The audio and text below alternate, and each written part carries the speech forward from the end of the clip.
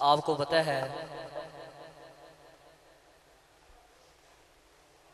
اس programme کے لیے ہمارے استاد قاری محمد مزار رحیمی صاحب اور قاری اشفاق صاحب، قاری محبوب صاحب اور جامعہ حسنین بن علی رضی اللہ تعالیٰ عنہ، یہ مسجد کے افتتاح کے لیے یہ پروگرام رکھا گیا ہے۔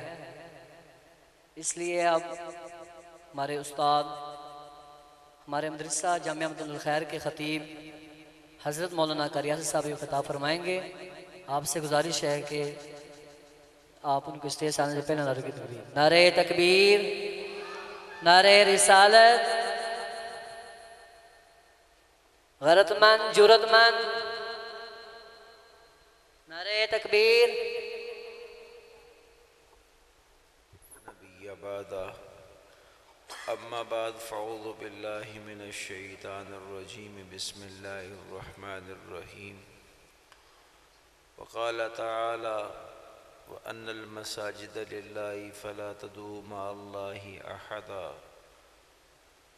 وقال تعالی وَالْعَصْرِ إِنَّ الْإِنسَانَ لَفِي خُسْرٍ إِلَّا الَّذِينَ آمَنُوا وَعَمِلُوا الصَّالِحَاتِ وَتَوَاصَوْا بِالْحَقِّ وَتَوَاصَوْا بِالصَّبْرِ وقال النبي صلی اللہ تبارک و تعالی علیہ وسلم بلغوا انی ولو آیا وقال النبي صلی اللہ تبارک و تعالی علیہ وسلم انا ختم النبیین لا نبی بعدی لا نبی بعدی ولا امت بعدکم او کما قال علیہ السلام۔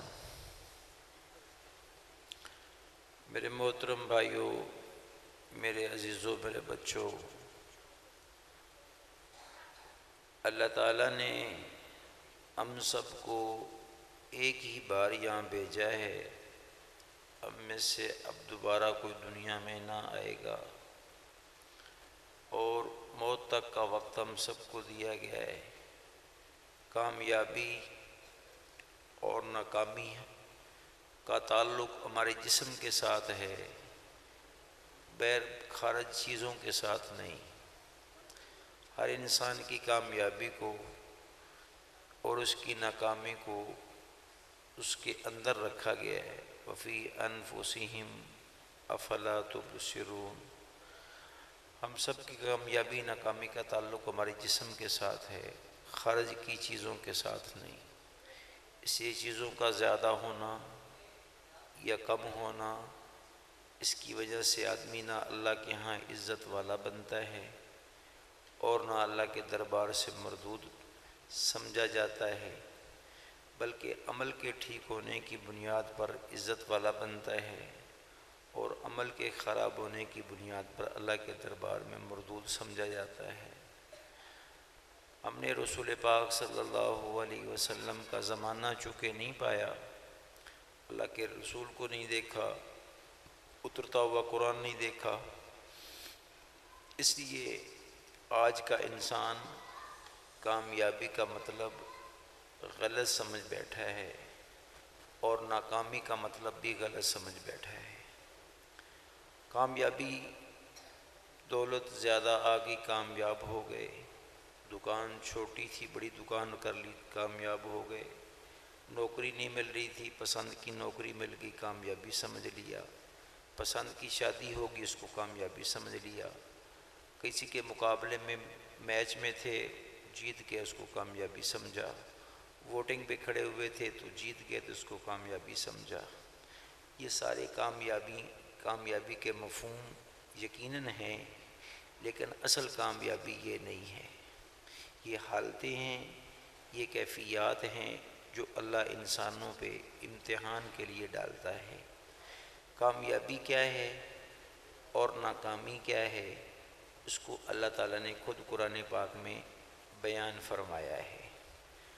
کامیابی اللہ کو راضی کر لینا، اللہ کے رسول کو راضی کر لینا، اس کو اللہ نے کامیابی بیان کیا ہے۔ فَمَن يُطِعِ اللَّهَ وَرَسُولَهُ فَقَدْ فَازَ فَوْزًا عَظِيمًا۔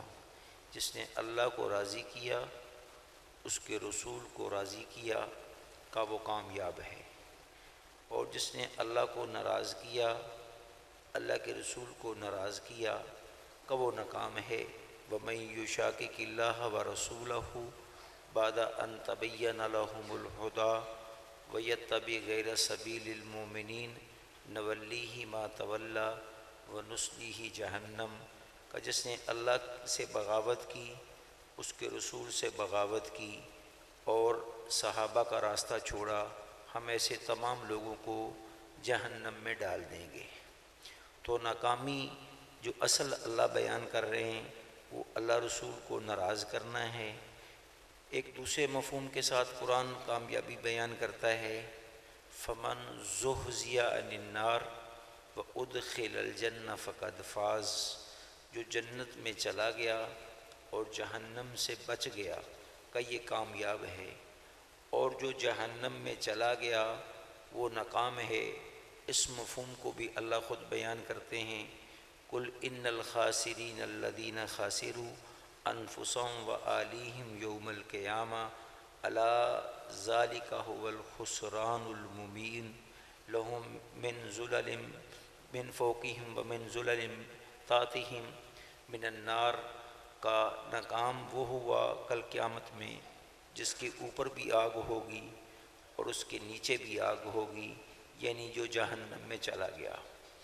تو بھائیو، کامیابی کا مفہوم اللہ کو راضی کر لینا اور جنت میں چلا جانا ہے، اور ناکامی کا صحیح مفہوم اللہ کو ناراض کر بیٹھنا، اللہ کے رسول کو ناراض کر بیٹھنا، اور کل اللہ کے دربار سے مردود ہو کے جہنم میں جانا ہے۔ اس لیے اللہ تعالیٰ نے کامیابی کی جو اصل کامیابی ہے اس کے لیے قسم کھا کر 4 چیزیں بیان فرمائی ہیں، اگر وہ میرے آپ کے پاس ہوئیں، ہم پاکستان میں غریب بن کے مریں یا مالدار ہو کے مریں، کسی بڑے عہدے سے رہتے ہوئے ہماری موت کا سامنا ہو یا فقر کی حالت میں ہو، ہم من پسند کی روٹی کھا رہے ہوں یا روکھی سوکھی کھا رہے ہوں، سے کوئی فرق نہیں پڑنے والا اگر وہ 4 چیزیں میرے پاس یا آپ کے پاس ہوئیں۔ اور اگر وہ نہ ہوئیں تو پھر یہاں کی روشنیاں میری آپ کی قبر کو روشن نہیں کر سکتی، کل اللہ کے دربار کی پیشی کو یہ آسان نہیں بنا سکتی۔ میرے اللہ کی خبر ہے، وجوہ یومئذ خاشعہ، بہت ساری آنکھیں اس دن شرم کی وجہ سے جھک جائیں گی، اور میرے اللہ کی خبر ہے، وجوہ یومئذ ناعمہ لسعیہا راضیہ، بہت سارے چہرے اس دن اپنی محنت پر راضی ہو رہے ہوں گے اور اللہ کے دربار میں خوش ہو رہے ہوں گے۔ وَيَنْقَلِبُ إِلَىٰ أَهْلِهِ مَسْرُورًا، وہ اپنے دوستوں اور رشتہ داروں کے پاس خوشی کے ساتھ جا رہے ہوں گے، اور بہت سارے چہرے اس دن وجوہ یومئذ ناظرۃ إِلَىٰ رَبِّهَا ناظرہ، اللہ کی طرف دیکھ کے مسکرا رہے ہوں گے اور اللہ ان سے خوش ہو رہا ہوگا، اور بہت سارے چہرے اس دن وجوہ یومئذ علیہا غبرہ ترہقہا قترہ اولئک ھم الکفرۃ الفجرہ، کالے سیاہ چہرے ہو چکے ہوں گے اور نیلی آنکھیں ہو چکی ہوں گی، اور اپنی محنت کی ناکامی کی وجہ سے ناکسو رؤوسہم عند ربہم، اللہ کے دربار میں جب جائیں گے تو ان کے سر ایسے جھک جائیں گے۔ اسی میرے محترم بھائیوں، کامیابی اور ناکامی کا مفہوم سمجھنا یہ بہت زیادہ ضروری ہے۔ اللہ نے اپنے محبوب کو جب مکہ سے مدینہ جانے کے لیے ارشاد فرمایا تو جہاں انسان بنتے ہیں وہ مسجد ہے۔ سب سے پہلے آپ قباء میں ٹھہرے تو سب سے پہلا جو گھر آپ نے وہاں تعمیر کروایا وہ اپنا یا کسی اپنے بچے کا یا بیگم کا نہ بنوایا، وہ مسجد قباء بنائی۔ پھر آپ جب قباء سے مدینہ تشریف لائے تو سب سے پہلی جگہ جو خریدی گئی وہ مسجد نبوی کے لیے خریدی گئی، اور اللہ خود قرآن میں بیان کرتے ہیں، اولو، سب سے پہلے وضع للناس، جو ہم نے لوگوں کے لیے گھر بنایا ہے مکہ میں، وہ حرم پاک ہے۔ پانی کا بلبلہ جب اللہ نے کائنات بنانے کا فیصلہ فرمایا تو پانی سے ایک بلبلے کو اٹھنے کا حکم دیا، اور اس کو حکم دیا فالارض فرشناہا فنعم الماعدون، ساری زمین بنے تو زمین پہ سب سے پہلا گھر اللہ نے کعبہ شریف بنایا۔ تو اس یہ کعبے کی خبر، مسجد کی خبر یا قرآن کی خبر یا نبیوں کی خبر وہ ساری ایک ہی ہے۔ یہ مفاہیم اور بتانے اور جو ہے پہنچانے کی صورتیں الگ علیحدہ علیحدہ ہیں۔ یہ بات مسجد سے سنی، یہ بات میں نے کعبہ سے سنی، یہ بات قرآن میں لکھی ہوئی ہے، یہ رسول پاک صلی اللہ علیہ وسلم کی حدیث میں مجھے پہنچی ہے، یہ سابقہ نبیوں کی بات ہے کہ یہ ساری باتیں ایک ہی ہیں کہ کامیاب وہ ہوا جس نے اللہ کو راضی کیا، ناکام وہ ہوا جس نے اللہ رسول کو ناراض کر بیٹھا۔ تو اللہ تعالیٰ نے میرے بھائیوں، اللہ کو قسم کھانے کی کوئی ضرورت نہ تھی، اللہ کی اپنی بات ہی 100% پکی اور سچی ہے۔ اللہ کا خود یہ دعویٰ ہے وَمَنْ أَصْدَقُ مِنَ اللَّهِ حَدِيثًا، اللہ سے زیادہ کوئی سچا ہے تو اس کو لاؤ۔ اور سب سے سچی ہستیاں تمام نبیوں کی جماعت ہے، اور رسول پاک صلی اللہ علیہ وسلم کی سچائی کے بارے میں اللہ نے خود قسم کھائی ہے وَالنَّجْمِ إِذَا هَوَىٰ مَا ضَلَّ صَاحِبُكُمْ وَمَا غَوَىٰ وَمَا يَنطِقُ عَنِ الْهَوَىٰ إِنْ هُوَ إِلَّا وَحْيٌ يُوحَىٰ۔ میرا نبی کا میں اللہ قسم کھا کے کہتا ہوں کہ میرا نبی اپنی مرضی سے ایک بول بھی نہیں بولتا۔ اللہ کی قسم آپ کی سچائی میں، پھر آپ کی اپنی ذاتی قسم آپ کی سچائی میں، آپ کی باتیں، عبداللہ بن جابر ایک صحابی ہیں اور عبداللہ بن عمرو بن عاص ایک صحابی ہیں، وہ مختلف موقع پہ آپ کی باتیں لکھ لیا کرتے تھے۔ ایک موقع پر آپ ناراض ہو رہے تھے، غصے کی حالت میں تھے، آپ نے کچھ باتیں ارشاد فرمائیں تو وہ لکھنے لگے، تو صحابہ نے روک دیا کہ حضور غصے میں ہیں، شاید یہ بات نہ ٹھیک ہو، تو انہوں نے لکھنا روک لیا۔ اللہ کے محبوب نے جب دیکھا کہ لکھ نہیں رہے تو کہا تم کیوں نہیں لکھ رہے؟ کہا جی آپ ذرا طبیعت، آپ کی طبیعت پہ ناراضگی ہے، اسی میں نے نہیں لکھا کہ شاید یہ بات ٹھیک نہ ہو۔ تو آپ نے اپنی زبان مبارک کو ایسے باہر نکالا اور اس کے بعد آپ نے قسم کھائی والذی نفس محمد بیدی، اس ذات کی قسم جس کے قبضے میں محمد کی جان ہے، لا یخرج منہا الا الحق، کا اللہ کی قسم اس زبان سے حق کے علاوہ کبھی کچھ نہیں نکلا۔ تو اللہ کی ذات بھی سچی ہے، اللہ کا رسول بھی سچا ہے، اور جس کتاب میں یہ پیغام آیا ہے اس کتاب کے بارے میں بھی اللہ کا دعویٰ ہے کہ الف لام میم ذالک الکتاب لا ریب فیہ، اس کتاب میں کوئی کسی قسم کی کجی نہیں ہے، کوئی کمی نہیں ہے۔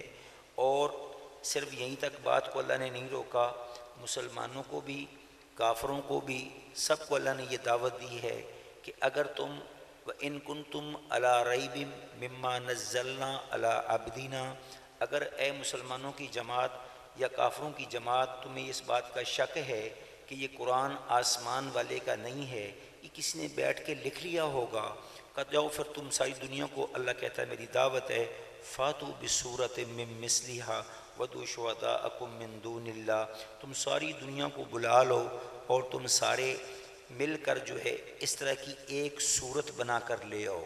یہ دعویٰ 1400 سال سے چلا آ رہا ہے، آج تک کوئی کافر بھی کھڑا ہو کے اس کا جواب نہیں دے سکا کہ دیکھو جی یہ میں نے قرآن کی برابر کی ایک صورت بنا لی۔ دوسری جگہ میرا آپ کا رب کہتا ہے کہ اگر لَئِنِ اجْتَمَعَتِ الْإِنسُ وَالْجَانُ، اگر سارے کے سارے جن اور سارے کے سارے انسان یہ اکٹھے ہو جائیں کس بات پر کہ اَن یَأْتُونَ بِمِثْلِ هَٰذَا الْقُرْآنِ، ہم اس طرح کا قرآن لائیں گے، میرا آپ کا رب کہتا ہے کہ سارے کے سارے مل کر بھی جو ہے لا یاتون بمثلہ وَلَوْ كَانَ بَعْضُهُمْ لِبَعْضٍ ظَهِیرًا، کہ اگر یہ سارے کے سارے ایک دوسرے کے معاون بن جائیں، جن اور انسان سارے، تو اس طرح کا ایک ایت بھی نہ لا سکیں گے۔ تو اللہ کی کتاب بھی میرے عزیزوں میرے بچوں سچی ہے، اللہ بھی سچے ہیں اور اس کا رسول بھی سچا ہے۔ اس کے باوجود اللہ قسم کھا رہے ہیں، تو کوئی زیادہ اہم بات ہوتی تو قسم کھائی جاتی ہے۔ ہمارے ڈیروں میں بھی پرانے ہمارے پنجابی مزاج میں جب ڈیروں پہ فیصلے ہوتے تھے تو وڈ وڈیرا اس وقت قسم لیتا تھا یا اس وقت جو قرآن اٹھوانے کی سوں یا قسم لی جاتی تھی جب معاملہ ہاتھ سے نکل جاتا تھا، تو اللہ کو تو ایسا کوئی مجبوری نہیں تھی، لیکن اللہ کو یہ پتہ تھا کہ شیطان بھی جا رہا ہے اور شیطان اپنی محنت کرے گا، اور محنت کر کے انسانوں کو اللہ کے بارے میں شک میں ڈالے گا، اللہ کے رسول کی باتوں کے بارے میں شک میں ڈالے گا، اور آخرت کے بارے میں شک میں ڈالے گا۔ کیونکہ شیطان جب اللہ کے دربار سے نکل رہا تھا تو اس وقت اس نے کہا تھا قال فبعزتک، مجھے تیری عزت کی قسم، لأغوینہم اجمعین، میں ان ساروں کو جہنم میں لے کے جاؤں گا۔ یہ شیطان نے اس دن قسم کھائی تھی جب اللہ کے دربار سے نکل رہا تھا، اور یہ اس نے بات وہاں کی تھی فَبِمَا أَغْوَيْتَنِي، کہ جن کی وجہ سے تو نے مجھے اپنے دربار سے نکالا ہے، اب میں ان کے پاس ثُمَّ لَآتِيَنَّهُمْ مِن بَيْنِ أَيْدِيهِمْ وَمِنْ خَلْفِهِمْ، میں ان کے پاس آؤں گا ان کے سامنے سے اور ان کے پیچھے سے، وَعَنْ يَمِينِهِمْ ان کے دائیں سے، وَعَنْ شَمَائِلِهِمْ اور ان کے بائیں طرف سے، ثُمَّ لَا تَجِدُ أَكْثَرَهُمْ شَاكِرِينَ، تو دیکھے گا بہت سارے تیرے ماننے والے نہیں ہوں گے، وہ سارے میرے ہی ماننے والے بن جائیں گے۔ تو یہ باتیں شیطان نے وہاں کی تھیں، اسی اللہ تعالیٰ نے اپنے کلام کو سچا ہونے کے باوجود قسم کھا کر یہ بات سمجھائی ہے کہ کامیاب کون ہوں گے اور ناکام کون ہوں گے۔ تو اللہ تعالیٰ نے قسم کھا کے یہ بات فرمائی والعصر، مجھے زمانے کی قسم ہے۔ تو زمانے نے اتار چڑھاؤ ہر دور کے لوگوں کا دیکھا، نمرود شاداد جیسے بڑے جو ہے درجے کے سرکش لوگوں کو بھی زمانے نے دیکھا، اسی اللہ نے زمانے کی قسم کھائی۔ دوسرا اس کا ترجمہ جو تفسیر میں لکھا ہوا ہے والعصر کا عصر کے وقت کی قسم، کیونکہ عصر و مغرب کے بیچ میں وقت تھوڑا ہوتا ہے، تو یہ بھی پیغام ہے کہ تھوڑی دنیا رہ گئی ہے، ہوش کرو کہ پاگلوں کا فیصلہ نہ کر بیٹھنا۔ تیسرا ترجمہ امام رازی نے بڑا خوبصورت کیا ہے کہ والعصر کا قرآن کے نچوڑ اور خلاصہ کی قسم، کا وہ سارے مسلمان جو پورا قرآن پڑھنے سے تھکے پڑے ہیں، نہیں پڑھ پا رہے، تو میرا آپ کا رب کہتا ہے چلو تم سارا قرآن نہ پڑھو، میرے سے قرآن کا خلاصہ تو سمجھ لو، پورے قرآن کا نچوڑ تو سمجھ لو کہ میں تم سے کہنا کیا چاہتا ہوں۔ تو اللہ تعالیٰ نے تیسرے انداز میں جو قسم کھائی ہے کہ پورے نچوڑ خلاصہ قرآن کی قسم، کا کیا قسم ہے کہ ان الانسان لفی خسر، جتنے بھی انسان ہیں وہ سب گھاٹے میں ہیں، کوئی نہیں بچے گا، کا بچنے کا کوئی راستہ بھی ہے تو اس کو اللہ تعالیٰ نے خود ہی علیحدہ فرمایا، کہاں بچنے کے راستے کے لیے 4 چیزیں شرط لگائی ہیں۔ اب یہ ہر گورے اور کالے کے پاس، امیر اور غریب کے پاس، مولانا صاحب اور مقتدی کے پاس، مسجد والے اور مندر والے کے پاس، عرب و عجم کے پاس، اگر ان 4 شرطوں میں سے ایک شرط بھی پوری نہ ہوئی تو ناکامی اس کا مقدر بنے گی۔ 4 کیا چیزیں ہیں کہ الا الذین آمنوا، سب سے پہلے ہر ایک سے ایمان چیک کیا جائے گا، لہذا جتنے بھی دنیا میں کافر بغیر ایمان کے مر چکے ہیں وہ سارے کے سارے کافر ہمیشہ کے لیے جہنم جا چکے ہیں۔ ان کافروں میں سے کسی کا کوئی کل قیامت کے دن حساب نہیں ہوگا، جو ایمان کے بغیر دنیا سے کافر مر رہے ہیں ان کا کوئی حساب نہیں، بلکہ وہ اللہ کے دربار پیش ہوں گے، قیامت کے دن کا سامنا ہوگا اور اللہ کے دربار کی پیشی ہوگی، تو ان کو کہہ دیا جائے گا وسیق الذین کفروا الی جہنم زمرا، کا سارے کافر پل یہاں نہ ٹھہریں، نہ کسی نے پل صراط سے گزرنا ہے، تم سارے جہنم کی طرف چلو۔ فتحت ابوابها، وہ جائیں گے، آگے دروازے جہنم کے کھلے ہوں گے اور ان کو جہنم میں ڈال دیا جائے گا، اور کتنے دن کے لیے وہ کافر جہنم میں جائیں گے اس کی خبر بھی اللہ نے دی ہے کہ وما هم بخارجین من النار، ہم کبھی کسی کافر کو جہنم سے نہیں نکالیں گے۔ تو میرے بھائیو، یہ سب سے پہلی اللہ نے شرط لگائی ہے کامیابی کے لیے ایمان کی۔ اچھا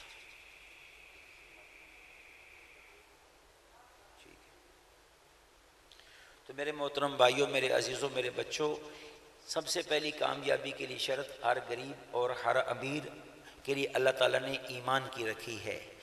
اس لیے میرے آپ کے نبی کی سب سے بڑی تمنا رہی، نبی ہونے کے باوجود یہ امت کو سکھاتے ہوئے چلے گئے، اپنے جب بھی کوئی جنازہ پڑھایا اس پہ آپ کی بڑی تمنا یہ ہوتی تھی اللہم من احییتہ منا فآہی علی الاسلام ومن توفیتہ منا وتوفہ علی الایمان، اے اللہ ہم میں سے کسی کو بھی جب تو واپس بلائے تو ایمان کے ساتھ واپس بلانا، بغیر ایمان کے نہ اٹھانا۔ سارے صحابہ جنہوں نے حضور کے زمانے میں کلمہ پڑھا تھا، ان کی سب سے بڑی تمنا یہ ہوئی، اللہم حبب الینا الایمان وزینہ فی قلوبنا وکر الینا الکفر والفسوق والعصیان۔ اے اللہ ہمارے دل کو ایمان سے بھر دے اور ہمارے دل کو ایمان سے روشن کر دے، اور ہمارے دل کو ایمان میں جو ہے دل کے اندر ایمان کو پکا کر دے۔ ہمارے نبی جب بھی تہجد پہ اٹھے کبھی رات کو اور تہجد کی آپ نے دعائیں پڑھی تو اس میں ایک دعا آپ پڑھا کرتے تھے، اللہم انی اسألک ایمان یباشر فی قلبی، اللہ میں تو اسے سوال کرتا ہوں کہ مجھے ایسا ایمان عطا فرما جو میرے دل کے اندر جڑیں مضبوط کر لے۔ تو آج امت کو چونکہ پتہ کوئی نہیں، آج ہم سارے جہالت کے دروازے پہ بیٹھے ہوئے ہیں، اللہ کے علم سے بالکل جاہل ہیں، اللہ کے رسول کے علم سے جاہل ہیں، اسی میری آپ کی تمنائیں بدل گئی ہیں، ہمارا غم بدل گیا ہے۔ اسی تو ہمارا اقبال کہہ گیا تھا، اللہ اس کی قبر کو نور سے منور فرمائے، اللہ اس کے درجات بہت بلند فرمائے۔ آج ہماری منزلیں الٹی ہو گئیں، وہ معزز تھے زمانے میں مسلمان ہو کر، ہم خار ہوئے تارک قرآن ہو کر۔ ہماری منزلیں غلط ہو گئیں، ہمارا علم غلط ہو گیا، بلکہ اقبالی کا شعر ہے، اللہ سے کرے دور تو علم بھی فتنہ، جاگیر بھی، املاک بھی، اولاد بھی فتنہ، ناحق کے لیے اٹھے تو شمشیر بھی فتنہ، شمشیر ہے کیا نعرہ تکبیر بھی فتنہ۔ جب اللہ منزل نہ بنی ہوئی ہو، اللہ کا رسول منزل نہ بنی ہوئی ہو، آخرت منزل نہ بنی ہوئی ہو، تو ایسے ہر دنیا میں سارے زندگی گزارنے والے انسان انتہائی کسارے اور گھاٹے کی زندگی گزار رہے ہیں۔ اسی میرے محترم بھائیوں، میرے عزیزوں، میری آپ کی سب سے بڑی ضرورت وہ ایمان پر مرنا ہے۔ کیوں؟ میرے آپ کے نبی کی نے اس کی خبر دی ہے کہ ایک دن حضرت جبرائیل علیہ السلام جہنم میں جائیں گے تو ان کے روشن چہرے کو دیکھ کر جہنم والے کہیں گے اَأَنْتَ رسول اللہ، آپ اللہ کے رسول ہیں؟ وہ کہیں گے نہیں نہیں نہیں، میں تو جبریل ہوں، میں اللہ کا رسول نہیں ہوں۔ کہا اللہ کا رسول کہاں ہیں؟ کہا وہ جنت میں ہیں۔ کہا ان کو جا کے ہمارا اسلام دیں اور کہیں کہ ہم مسلمان ہونے کے باوجود گناہوں کی وجہ سے جہنم میں جل رہے ہیں، آپ یہ ہمارا پیغام ان کو پہنچائیں۔ تو اللہ کے محبوب کے پاس جب وہ آئیں گے تو جنت میں ایک درخت ہے، اس کا نام طوبیٰ ہے، اور میرے نبی نے پوری اس کی تفصیل بیان فرمائی۔ آپ نے فرمایا کہ اس درخت کے ساتھ میں ایسے پیچھے میں ٹیک لگا کے بیٹھا ہوں گا، جبریل میرے پاس آ کے کہیں گے یا رسول اللہ، آپ کی امت کے بہت سارے مسلمان جہنم میں جل رہے ہیں گناہوں کی وجہ سے۔ تو کہا میں اس وقت جنت میں ایک سجدہ کروں گا جو 13,000 سال کا لمبا ہوگا۔ دنیا کے اعتبار سے 13,000 سال بنیں گے، جنت کے 13 دن بنیں گے، کیونکہ دنیا کا ایک دن دنیا کے 1,000 جو دن ہیں وہ جنت کے ایک دن کے برابر ہیں۔ الف سنۃ مما تعدون، یہ اللہ نے ہمیں خبر دی ہے کہ تمہاری دنیا کا 1000 دن اور جنت کا ایک دن برابر ہوگا۔ تو اب وہاں 13 دن کا لمبا سجدہ فرمائیں گے۔ اللہ تعالیٰ کہیں گے ارفع راسک یا محمد، میرے محبوب سر اٹھاؤ، سل توتا، مانگو جو کچھ مانگو گے آج ہم تمہاری سنیں گے، اشفا یشفا، آج تم جس کی سفارش کرو گے ہم تمہاری سفارش سنیں گے۔ کہا یا اللہ کچھ میرے مسلمان ہیں، میرے امتی ہیں لیکن جہنم میں جل رہے ہیں۔ تو اللہ تعالیٰ فرمائیں گے جو جنہوں نے ایک مرتبہ بھی کلمہ پڑھا ہے ان سب کو جہنم سے نکال لاؤ۔ اب اس پر جب اللہ کے رسول جائیں گے اور کہیں گے کہ بھی کلمے والے سارے آ جاؤ، قوموا کھڑے ہو جاؤ، اہل لا الہ الا اللہ، کلمہ پڑھنے والے سارے آ جاؤ، تو اس پر وہ جو کلمے کے بغیر، ایمان کے بغیر دنیا سے کافر گئے ہوں گے، وہ سارے چیخیں مار کے روئیں گے، ربما یود المسلمین، کاش ہم نے کلمہ ہی پڑھا ہوتا تو آج ہم جہنم سے نکل جاتے۔ اسی میرے بھائیوں، سب سے بڑا ضروری پیپر ہم سب کے لیے مسلمان بن کے مرنا ہے۔ اللہ کی بھی یہ ہمیں دعوت قرآن میں ہے، یا ایھا الذین آمنوا اتقوا اللہ حق تقاتہ ولا تموتن الا وانتم مسلمون، اے ایمان والو اللہ سے یہ کہو کہ وہ تمہیں مسلمان بنا کے موت دے۔ دوسری جگہ نبیوں نے بھی اپنے بچوں سے، حضرت یعقوب علیہ السلام نے بھی اپنے بچوں سے وصیت میں فرمایا، اذ حضر یعقوب الموت، جب یعقوب علیہ السلام کو موت آ رہی تھی وہ اپنے بچوں سے وصیت کر رہے تھے، کہا کیا؟ کہا یا بنیا، میرے بچوں، لا تموتن الا وانتم مسلمون، ارے مسلمان ہی بن کے مرنا، کچھ اور نہ کر بیٹھنا۔ حضرت یوسف علیہ السلام مصر کے وزیر اعظم بننے کے باوجود اللہ سے جو روزانہ کہتے چلے گئے وہ یہی بڑی دعا تھی، یا ربی انی توفنی مسلما والحقنی بالصالحین، اے اللہ تو مجھے مسلمان بنا کے موت دینا، کچھ اور نہ کرنا۔ تو میرے بھائیوں، نبی تو کہیں، اپنے بچوں سے وصیت کریں، اور میرا آپ کا رب مجھے آپ کو کہے کہ ایمان والو تم موت مانگو تو اسلام کی، اور میں اور آپ اپنے کم علمی کی وجہ سے اور جہالت کے زیادہ ہونے کی وجہ سے ہم اس کی فکر نہ کریں تو یہ بہت بڑا نقصان کی بات ہو جائے گی۔ اگر ہم بڑے دکھ کی بات ہوگی جس کا ایمان موت پر جا کے سلب ہو گیا، ایمان واپس چھین لی گیا، تو یہ پہلا پیپر ہے جو میں نے اور آپ نے پاس کر کے جانا ہے دنیا سے، کہ اللہ خاتمہ ایمان پر فرمائے، خاتمہ مسلمانی کی حالت میں فرمائے، کیونکہ جو ایمان پہ نہیں مرے وہ تو بالکل ہمیشہ کے لیے جہنم چلے گئے، ان میں سے تو کبھی کوئی لوٹ کر نہیں آئے گا۔ تو یہ سب سے پہلی درخواست روزانہ اللہ سے کرنی ہے کہ اللہ میرا آپ کا خاتمہ ایمان پر فرمائے۔ تو کون کون میرے بھائی آج کے بعد دعا مانگا کریں گے؟ سارے بھائی ضروری سمجھ کے اس کو اللہ سے مانگو۔ یہ مولویوں کا مسئلہ نہیں ہے، یہ کوئی کسی مسجد ممبر کا مسئلہ نہیں، یہ میرے آپ کے گلے کا پھندا بن جائے گا۔ اگر میں آپ ایمان پر نہ بنے تو میں دو تین پکی ذرا باتیں سناتا ہوں۔ پھر اگلی بات، حضور پاک صلی اللہ علیہ وسلم اس کائنات کی سب سے بڑی ہستی آئی ہے۔ ہمارا اقبال بھی آپ کی شان میں کہتا ہے، نگاہ عشق و مستی میں وہی اول وہی آخر، وہی قرآن وہی فرقان، وہی یاسین وہی طٰہٰ۔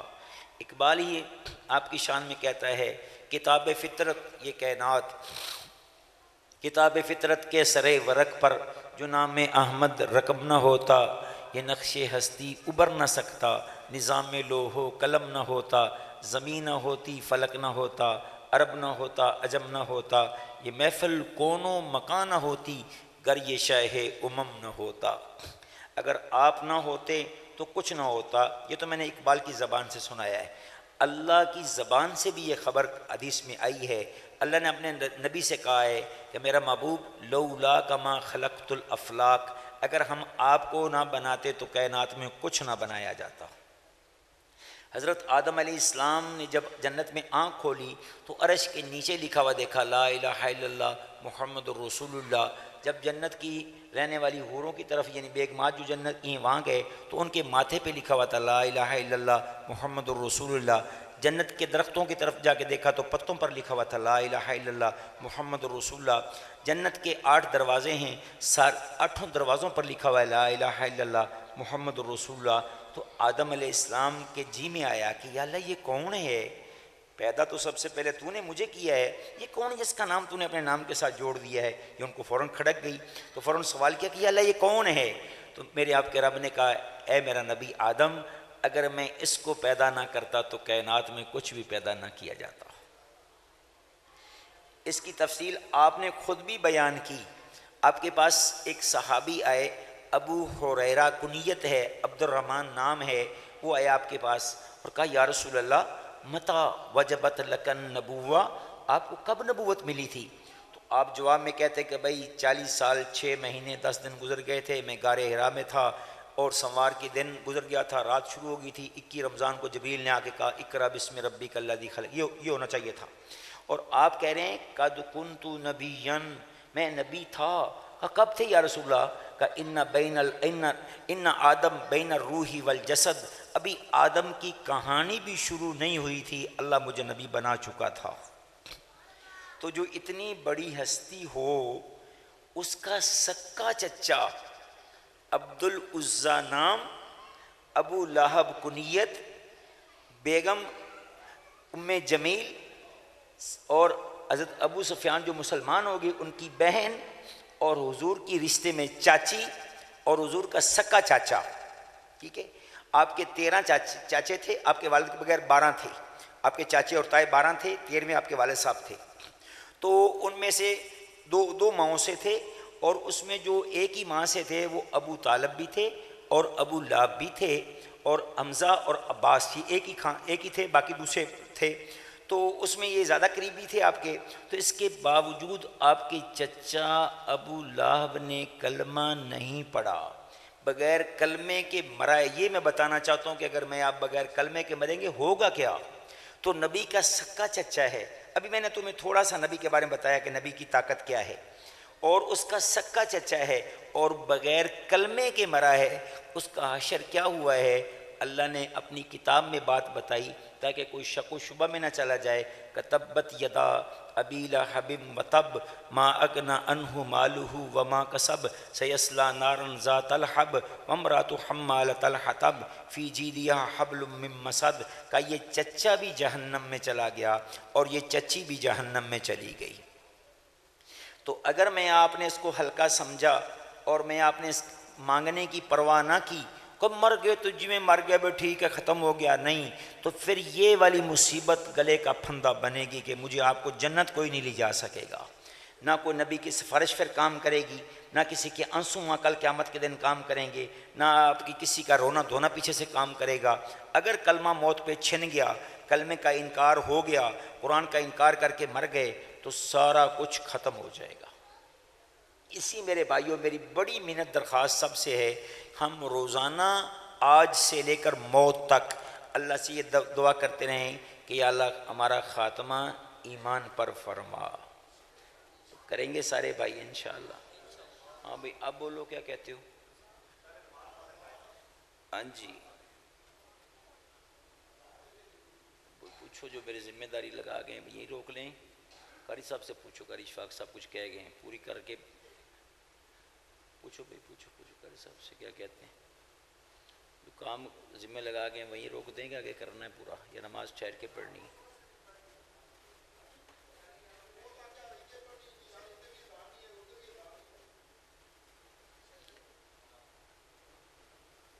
نماز چلیں جی، یہ پہلی درخواست ہے۔ اگر بات عشاء کے بعد میرے ذمہ لگی تو میں اگلی 3 باتیں عرض کروں گا۔ پہلی بات جو بڑی ضروری ہے وہ میں نے سب کو بتا دی، میرے آنے والے سارے مہمان، میرے بھائی، میرے بیٹے، میرے بچے، کان کھول کے سنو۔ میری آپ کی بلے بلے، میرے آپ کے نعروں شانوں سے اللہ نے کوئی متاثر نہیں ہونا۔ اللہ کسی کی داڑھی سے بھی دھوکہ نہیں کھاتا۔ اللہ تو ہر وقت اندر کو دیکھ رہا ہے۔ وَلَٰكِن يَنْظُرُ إِلَىٰ قُلُوبِكُمْ وَأَعْمَالِكُمْ، میں ہر وقت تمہارے دل کو دیکھتا ہوں اور تمہارے عمل کو دیکھتا ہوں۔ تو بھائیو، دل کی سب سے مہنگی چیز وہ ایمان کا باقی رکھنا ہے۔ اس لیے ہم روزانہ اللہ سے یہ درخواست کرتے رہیں کہ اللہ ہمارا خاتمہ ایمان پہ فرمائے۔